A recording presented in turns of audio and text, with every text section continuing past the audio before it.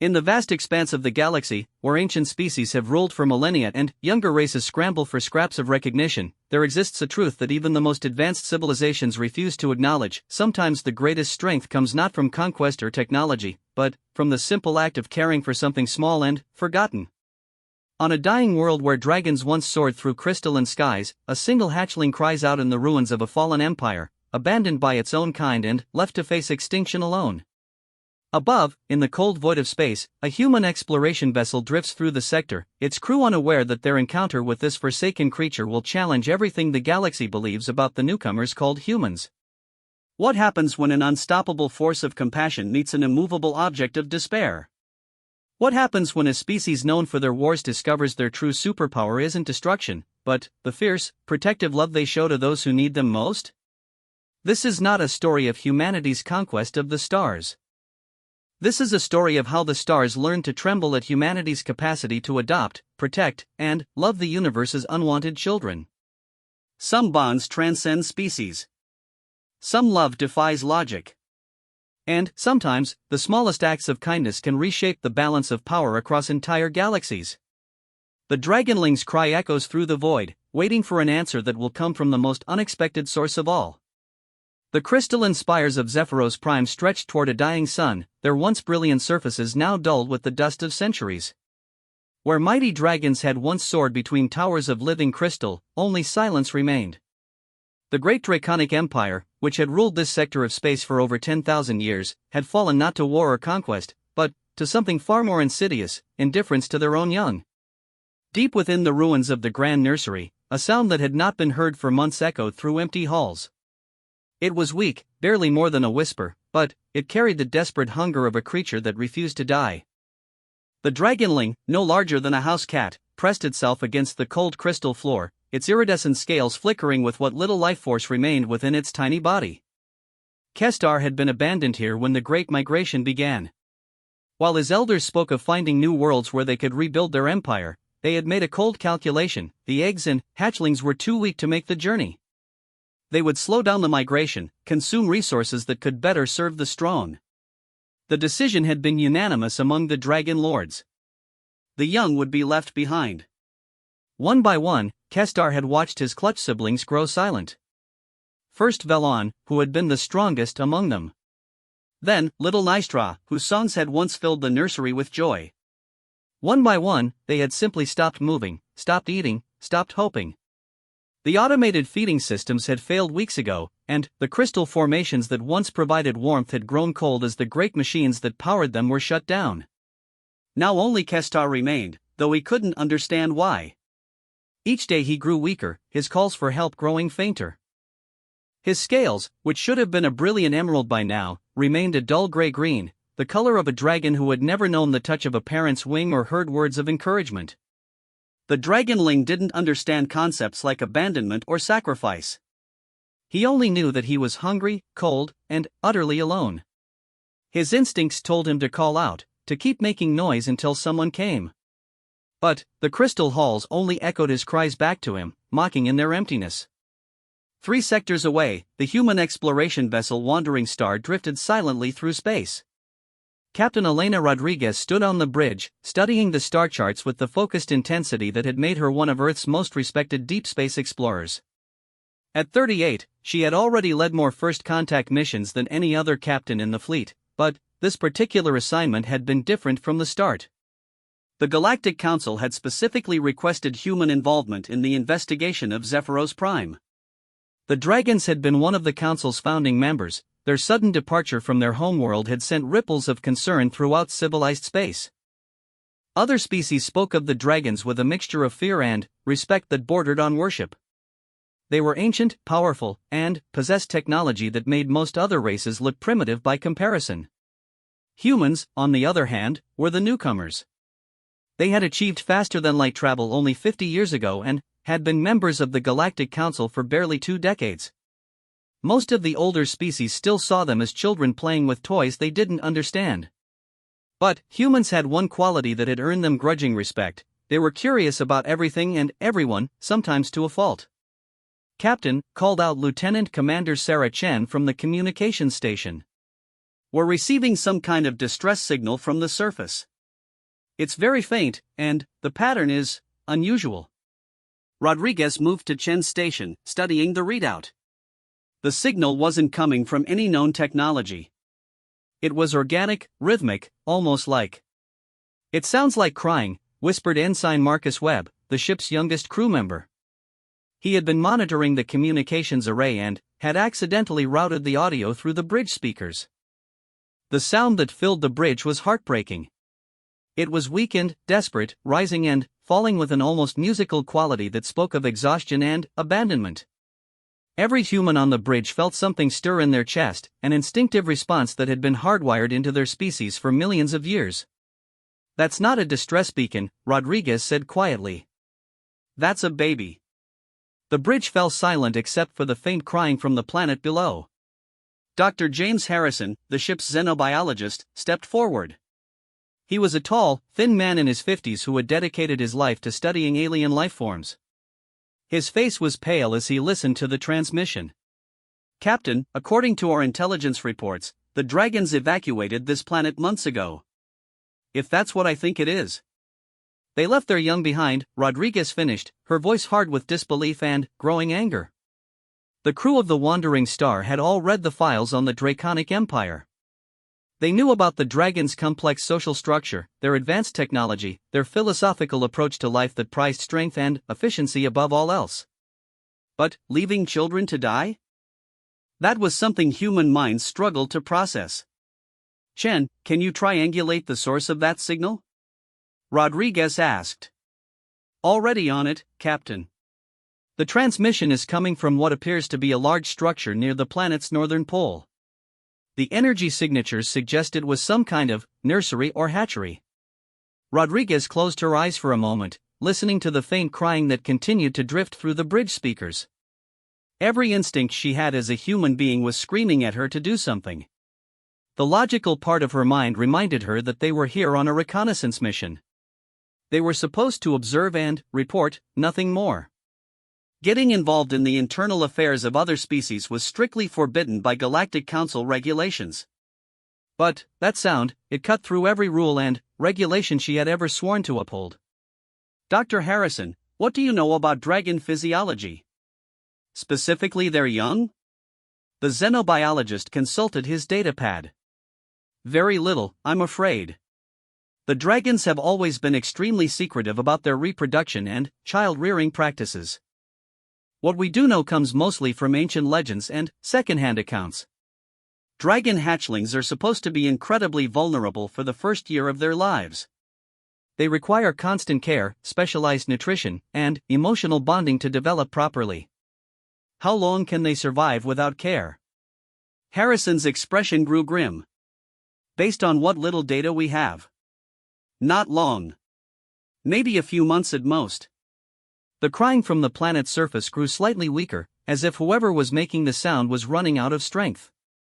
Rodriguez made her decision. "Chen, prep a shuttle team. Harrison, you're with me. Webb, you're our communications specialist for this mission. I want a full biohazard suit for everyone and emergency medical supplies." "Captain," interrupted Commander David Park, her first officer. "The regulations clearly state that we're not supposed to interfere with the regulations assume that civilized species don't abandon their babies to die," Rodriguez cut him off. "If there's a child down there, we're getting it out. End of discussion." Park studied his captain's face and recognized the expression.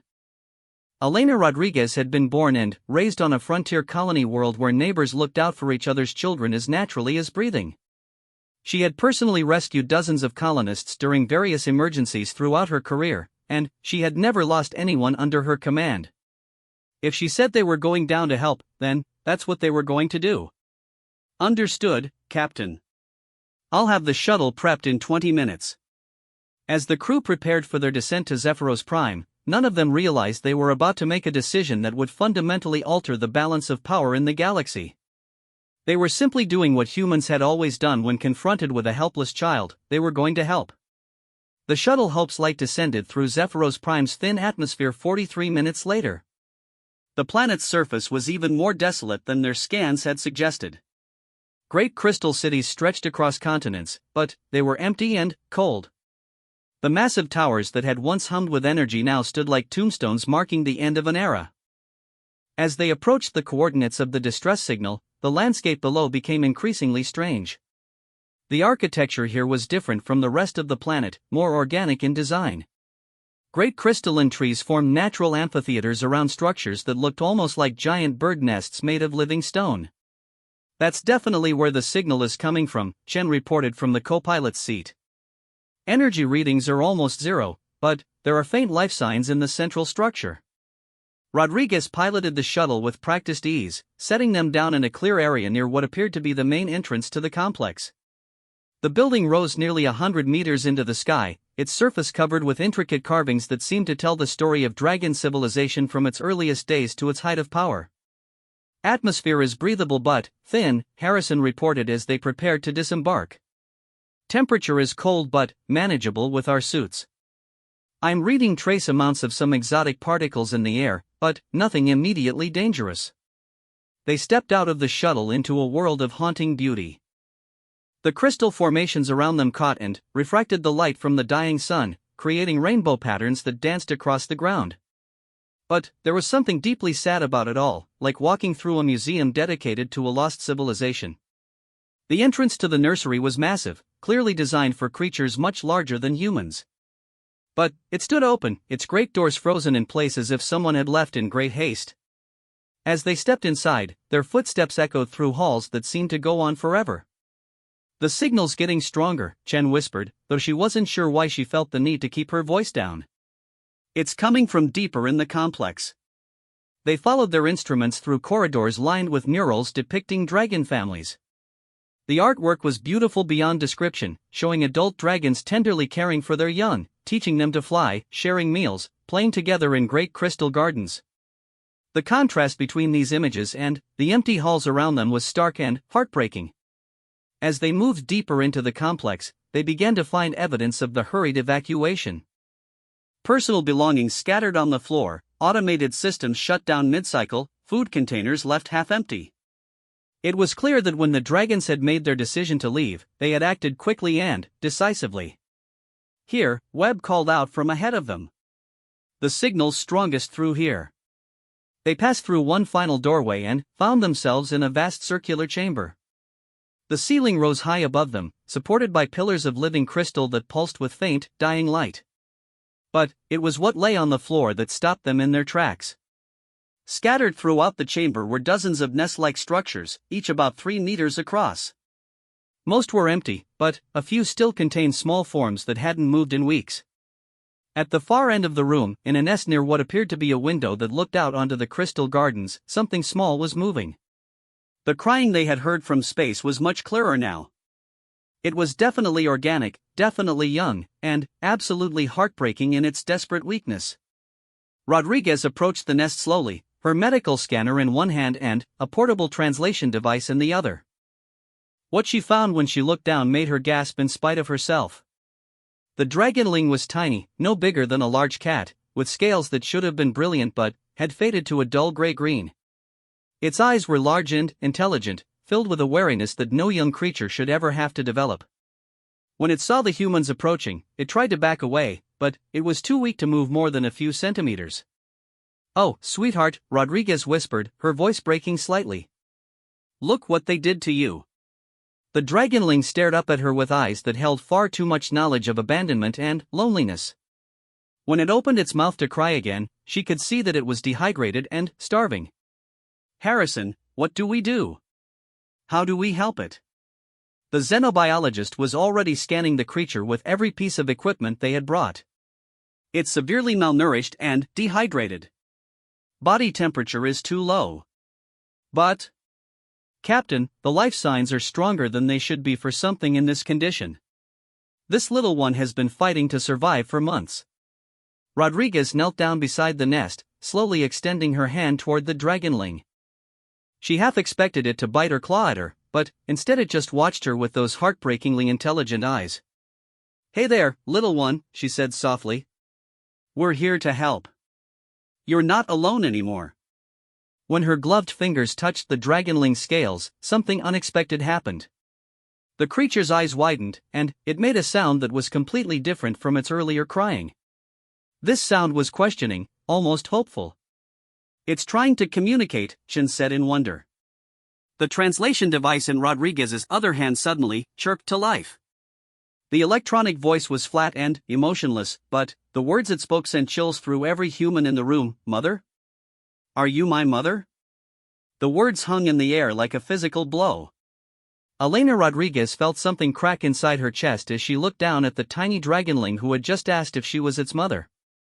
The creature's voice, filtered through the translation device, carried a hope so desperate and fragile that it made her want to scoop the little being up immediately. "Harrison," she whispered without taking her eyes off the dragonling, "what's the procedure here? Can we? I mean, is it safe to pick it up?" Dr. Harrison was frantically consulting his datapad, cross-referencing what little information they had about dragon physiology.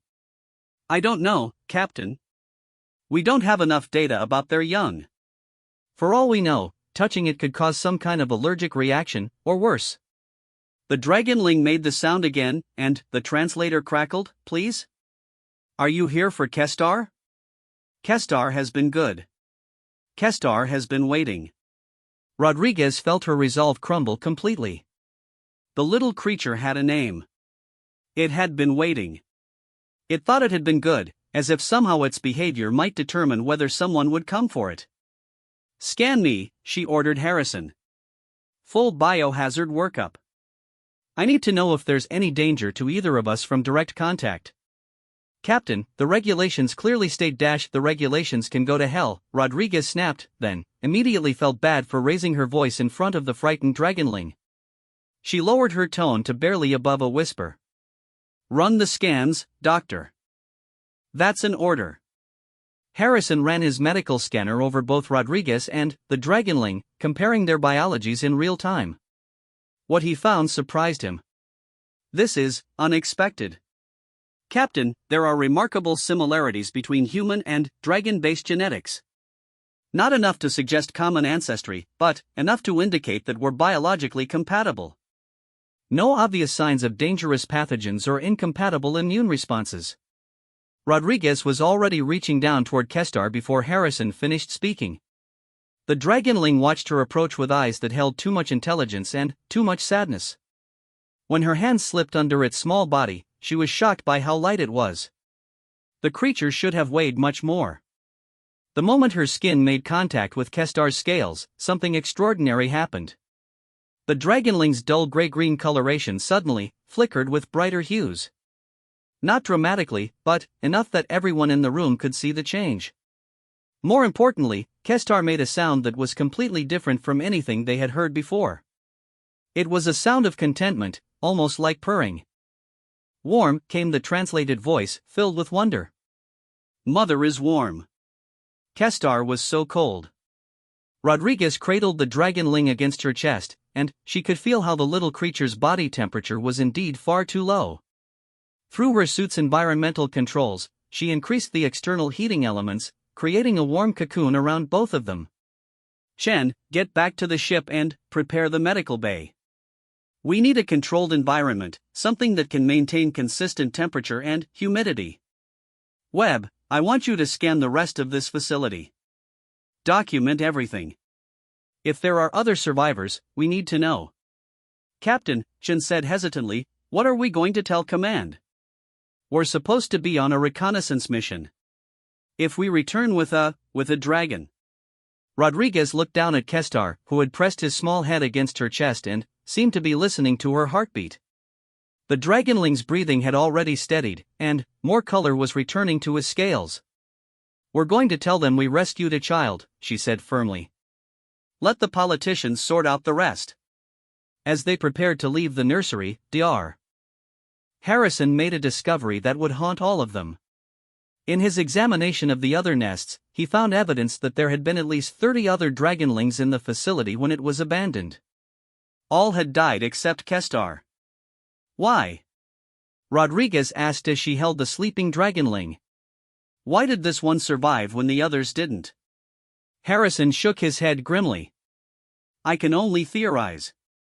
Perhaps better genetics, perhaps a stronger will to live. Or perhaps.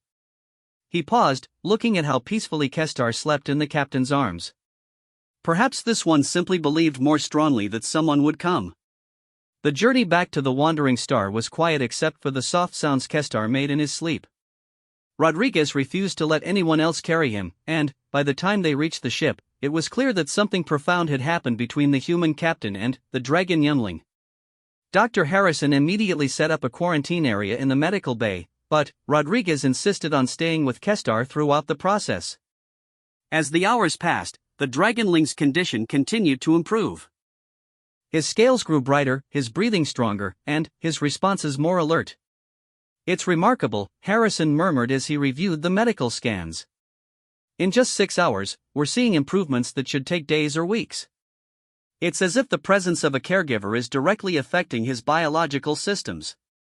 Kestar had awakened an hour earlier and was now sitting in Rodriguez's lap, examining her hands with intense curiosity. He would touch one of her fingers with his own small claw, then look up at her face as if asking for confirmation that she was real. The translation matrix is adapting to his speech patterns, Webb reported from the communications console he had set up in the medical bay. He's got a vocabulary of several hundred words, but his sentence structure is very simple. Typical for a child, regardless of species. Mother, Kestar said suddenly, looking up at Rodriguez. Why did the others leave? Was Kestar bad? The question hit Rodriguez like a physical blow.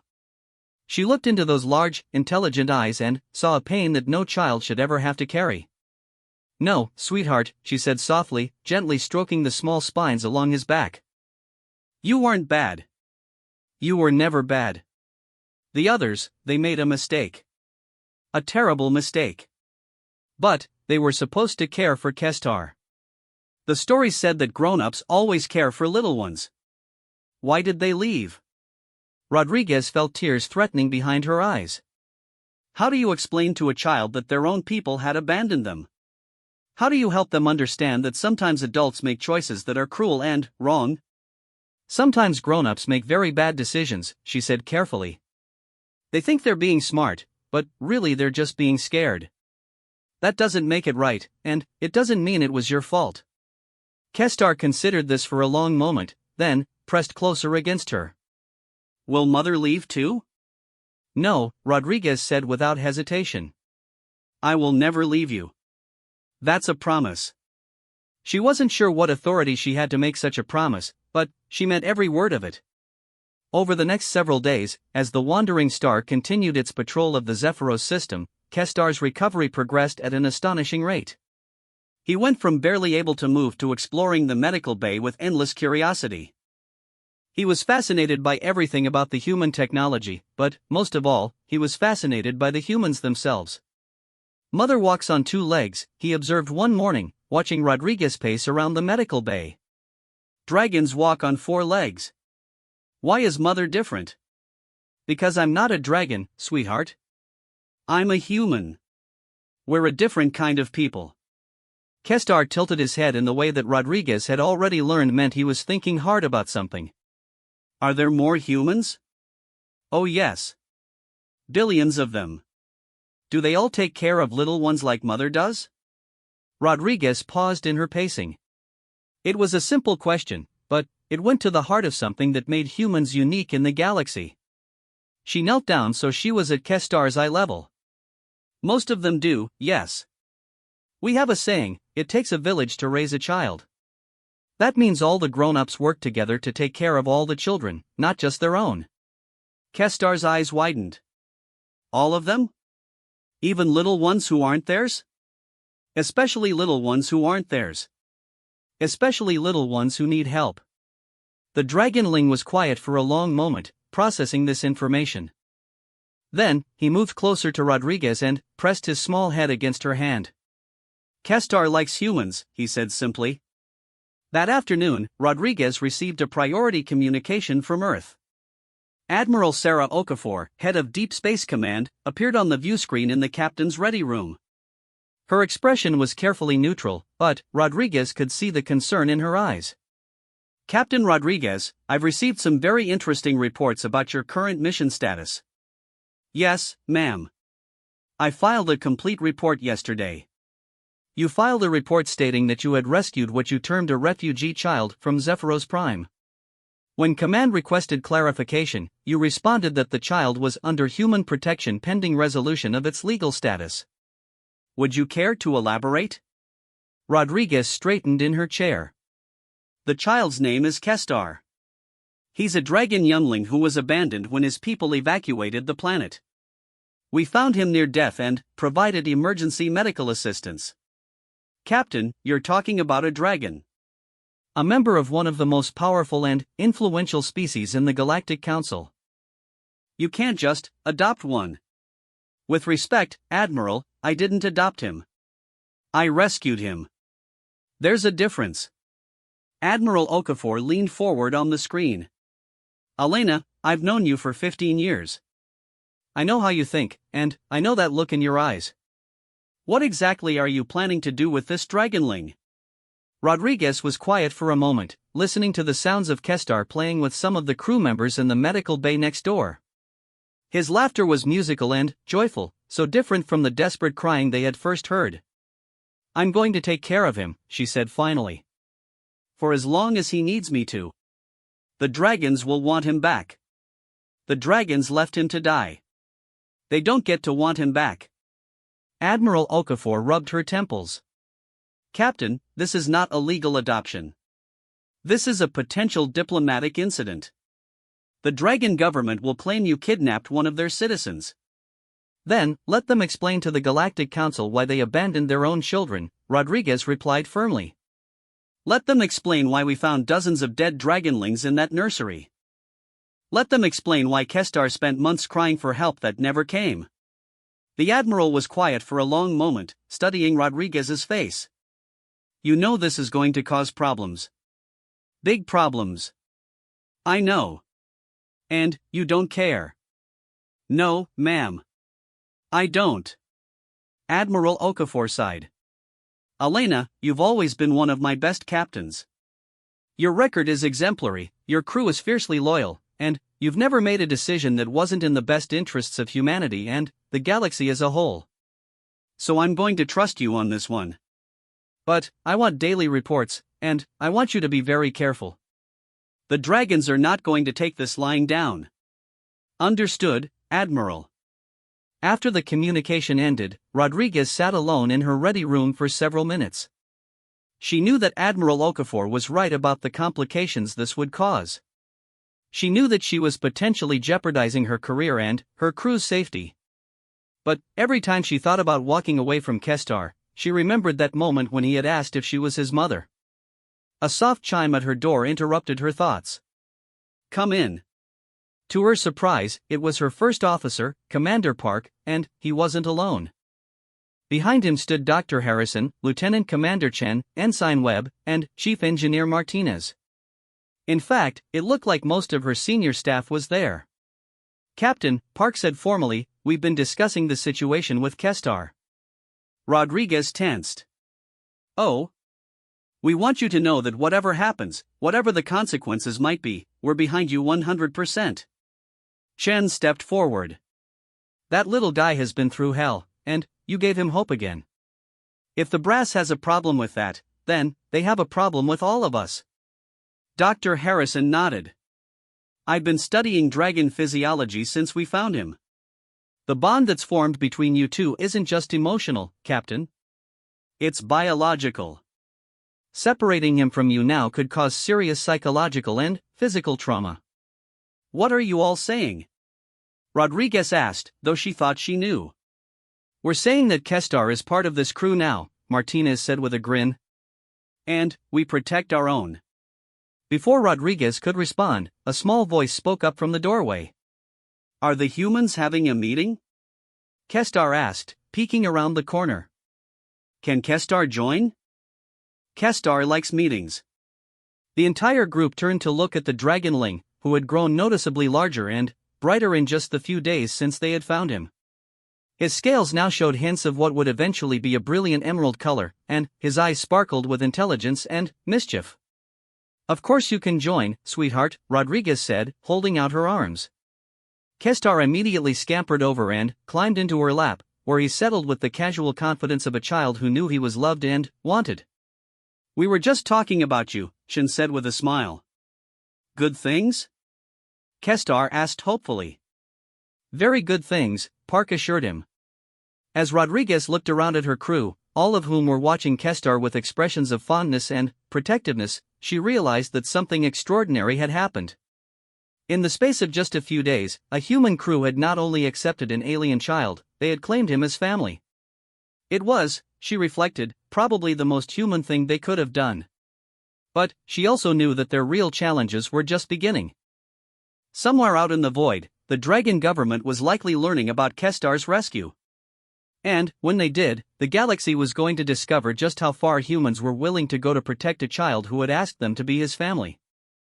3 weeks had passed since the rescue of Kestar, and the Wandering Star had become something unprecedented in galactic history, a human starship with a dragon crew member. The little Dragonling had adapted to life aboard the ship with remarkable ease, and his presence had transformed the entire crew dynamic in ways no one had anticipated. Captain Rodriguez watched from the observation deck as Kestar played with a holographic puzzle in the ship's recreational area. He had grown considerably in the past weeks, now roughly the size of a large dog, and his scales had developed into a magnificent emerald color that seemed to shift and shimmer in the ship's lighting. But, more importantly, he was happy. His laughter echoed through the corridors, and his endless questions about everything from quantum mechanics to why humans needed to sleep had become a beloved part of daily life. Mother, Kestar called out, having spotted her watching him. Look! Kestar solved the puzzle. The holographic display showed a complex three-dimensional maze that would challenge most adult minds, but Kestar had worked through it in less than 10 minutes. His intelligence was developing at an extraordinary rate, fed by the constant learning environment the crew had created for him. That's wonderful, sweetheart, Rodriguez replied, coming over to examine his work. You're getting so smart. Chief Martinez says Kestar is smart like a human engineer, the Dragonling said proudly. But Chen says Kestar is smart like a dragon mathematician. Which is Kestar more like? Rodriguez knelt down to his level, a habit she had developed over the past weeks. You're smart like Kestar. You don't have to be like anyone else. The Dragonling considered this with the serious expression he wore when processing new concepts. Kestar is unique? Very unique. And very special. Their conversation was interrupted by the ship's communication system crackling to life. Lieutenant Commander Chen's voice carried an unusual tension. Captain to the bridge, please. We're receiving a priority transmission from an unidentified vessel approaching our position. Rodriguez felt a chill run down her spine. They were still in the Zephyros system, technically in neutral space, but she had been expecting this moment for weeks. Webb, can you stay with Kestar? She asked. Of course, Captain. We were about to start his language lesson anyway. As Rodriguez headed for the bridge, she could hear Kestar chattering excitedly to Webb about the new words he had learned.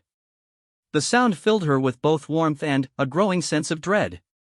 The bridge was tense when she arrived. On the main view screen, a vessel unlike anything Rodriguez had ever seen hung in space before them. It was massive, easily 5 times the size of the Wandering Star, and its hull seemed to be made of the same living crystal as the buildings on Zephyros Prime. It pulsed with inner light and moved through space with a grace that defied conventional physics. Dragon vessel, Chen reported unnecessarily. They're requesting permission to come aboard. Requesting? Commander Park asked with raised eyebrows. That's polite of them. The transmission specifically asks to speak with the human caretaker of the lost youngling, Chen continued. They seem to know about Kestar. Rodriguez took a deep breath. She had known this moment would come, but she had hoped for more time. More time for Kestar to grow stronger, more time to figure out the legal implications, more time to prepare for what could be a fight for the Dragonling's future. Put them through, she ordered. The view screen flickered, and, suddenly, Rodriguez found herself looking at a dragon unlike anything she had imagined. The being before her was enormous, even accounting for the size of the transmission screen. Its scales were a deep golden color that seemed to hold the light of ancient stars, and its eyes were vast pools of intelligence that spoke of centuries of accumulated knowledge and authority. When it spoke, its voice was like distant thunder, but the translation system rendered it in a formal, almost ceremonial tone. I am throne speaker Velanice, voice of the Dragon Council and guardian of the sacred traditions. I come seeking the youngling known as Kestar, child of the Zephyros clutch. I'm Captain Elena Rodriguez of the Earth vessel Wandering Star, Rodriguez replied, matching the formal tone. Kestar is under my protection. Under your protection? The dragon's massive head tilted slightly. Human, do you understand what you claim? Kestar is dragonborn, heir to 10,000 years of noble lineage. He belongs with his own kind. Rodriguez felt her temper flare, but she forced herself to remain calm. His own kind left him to die. We found him alone, starving, and crying for help that never came. For the first time, throne speaker Velanice seemed taken aback. The great dragon was silent for a long moment before responding. The great migration was necessary for the survival of our species. Difficult choices had to be made. Difficult choices? Rodriguez couldn't keep the anger out of her voice now. You abandoned dozens of children. We found their bodies. The weak were released from the burden of existence. It was a mercy. It was murder. The dragon's eyes flashed with something that might have been anger. You dare judge the decisions of the Dragon Council? You, whose species has existed for the briefest moment in galactic time. I judge the decision to leave children to die, yes. Any decent being would. Children? Velanice seemed genuinely confused by the word. These were not children. They were unproven hatchlings, untested and weak. If they could not survive the trials of abandonment, they were not worthy of the dragon name. Rodriguez stared at the screen in horror. They were babies. Babies who needed care and love and protection. Love? The dragon repeated the word as if it were foreign. You speak of concepts that have no place in the ordering of a strong society. The dragon way is the way of strength, of individual worth proven through struggle. Well, the human way is different, Rodriguez said firmly. We believe that children deserve protection, not struggle. We believe that caring for the vulnerable makes us stronger, not weaker. Throne speaker Velanice studied her for a long moment. And yet your species wages constant war upon itself. You destroy your own environments and fight over resources like primitive beasts. How can you claim moral authority over a species that has maintained order for 10 millennia? Because we're getting better, Rodriguez replied. Every generation of humans tries to be better than the last. We make mistakes, yes, but we learn from them. We grow. Growth, the dragon mused. An interesting concept from a species so young. But irrelevant. I have come to collect the youngling. He will be returned to his people. His people abandoned him. His people made a strategic decision for the greater good. His people are the ones who love him now. The dragon's expression changed subtly, and Rodriguez realized she had said something that genuinely surprised him. You claim to love the youngling? Yes.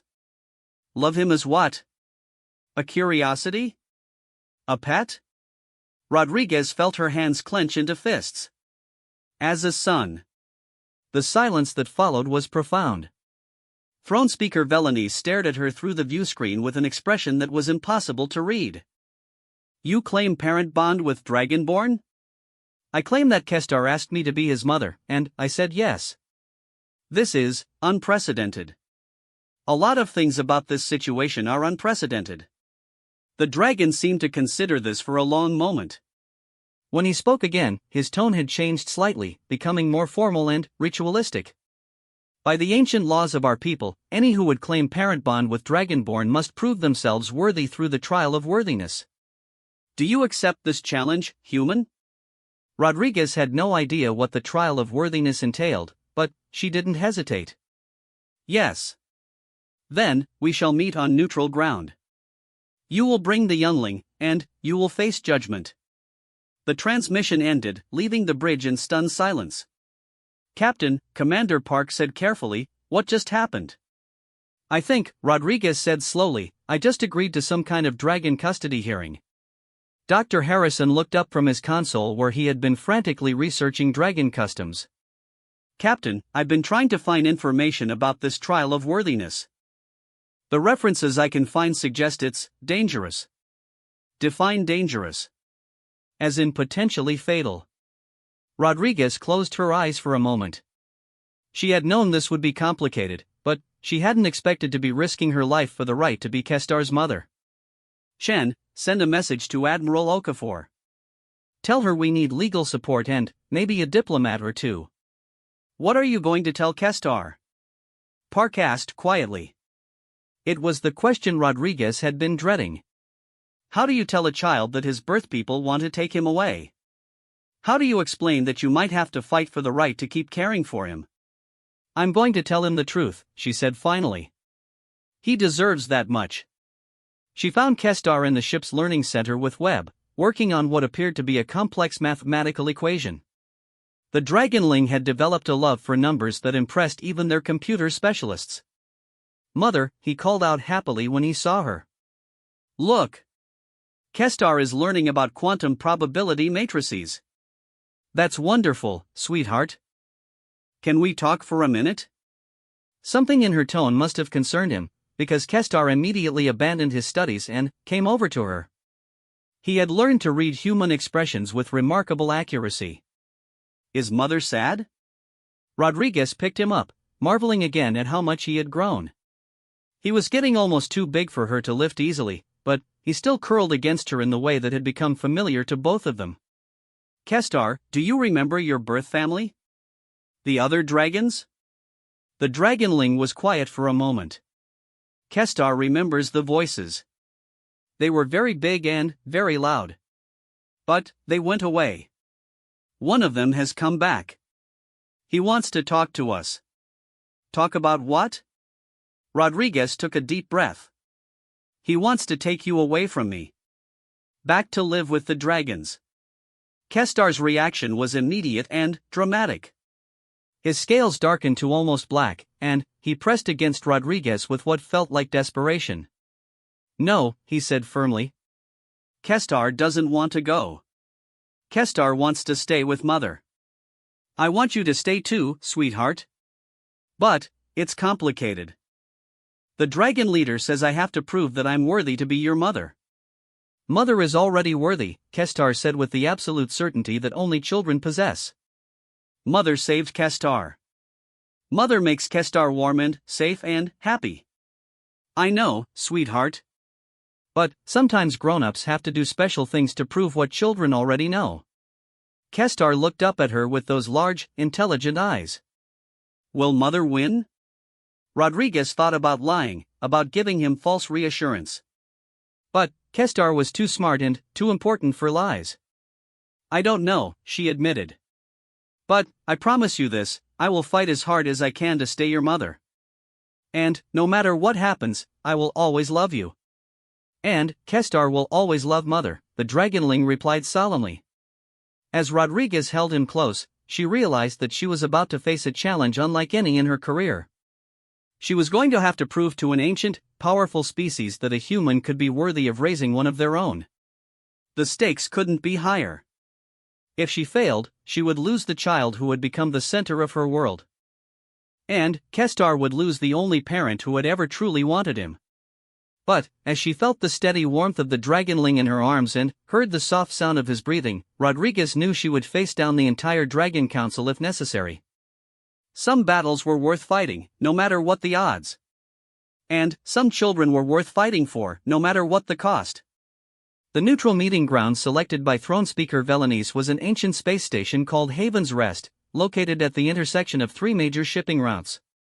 Built by a long-extinct species and now maintained by the Galactic Council as a diplomatic venue, it had served as the site for countless negotiations, treaties, and formal disputes over the centuries. Captain Rodriguez stood in the station's grand assembly chamber, feeling dwarfed by the massive space around her. The chamber had been designed to accommodate beings of all shapes and sizes, from the tiny crystalline entities of the reef worlds to the massive bulk of the gas giant dwellers. Today, it felt particularly imposing as she waited for the arrival of the Dragon Council delegation. Kestar stood beside her, his scales flickering between emerald and a deeper blue that Rodriguez had learned indicated anxiety. Over the past week, as they traveled to Haven's Rest, the Dragonling had grown noticeably larger and more sophisticated in his speech patterns. Dr. Harrison theorized that the stress of the situation was accelerating his development, a natural dragon survival mechanism. "Mother," Kestar said quietly, his voice carrying none of its usual playful tone, "what if the dragon people don't think you're good enough?" Rodriguez knelt down to his eye level, a gesture that had become second nature to her. "Then, we'll deal with that when it happens. But, remember what I told you, no matter what anyone else says, you get to choose who your family is. And, Kestar chooses mother. And, I choose you too, sweetheart." The chamber's massive doors opened with a sound like distant thunder, and the Dragon Council delegation entered. Rodriguez had thought she was prepared for the sight, but nothing could have truly readied her for the majesty and power that walked into the room. Throne Speaker Velanese led the group, his golden scales catching the chamber's lighting in ways that made him seem to glow from within. Behind him came 4 other dragons, each massive and ancient, their scales bearing the patina of centuries. At the rear of the group walked a figure that made Rodriguez's breath catch in her throat. This dragon was smaller than the others, roughly the size of a large horse, but there was something about her bearing that spoke of feminine grace and terrible sadness. Her scales were a deep purple shot through with silver, and, when her eyes met Rodriguez's, the human captain saw pain that seemed to stretch back for decades. "I am Nest Mother Salandra," the female dragon said, her voice carrying a musical quality that the translation system rendered as gentle but formal. "I was caretaker to the Zephyros clutch." Rodriguez felt a surge of anger. This was the dragon responsible for the nursery where they had found Kestar and the bodies of his clutch siblings. "You were the one who abandoned them," Rodriguez said, not bothering to hide her accusation. Salandra's great head drooped slightly. "I was ordered to prepare the younglings for independence. When the Great Migration was announced, I was instructed to cease providing care. You left children to die. I followed the wisdom of the council. The wisdom of the council was wrong." Throne Speaker Velanese stepped forward, his massive presence filling the space between Rodriguez and Salandra. "Enough," he rumbled. "We are not here to relitigate the decisions of the Great Migration. We are here to determine the fate of the youngling Kestar. His name," Rodriguez said firmly, "is Kestar Rodriguez. And he's already made his choice about his fate. Younglings are not equipped to make such choices. This is why they require the guidance of their elders. He required the guidance of his elders months ago, when he was crying for help that never came." Throne Speaker Velanese was silent for a moment, studying Rodriguez with those ancient eyes. "You have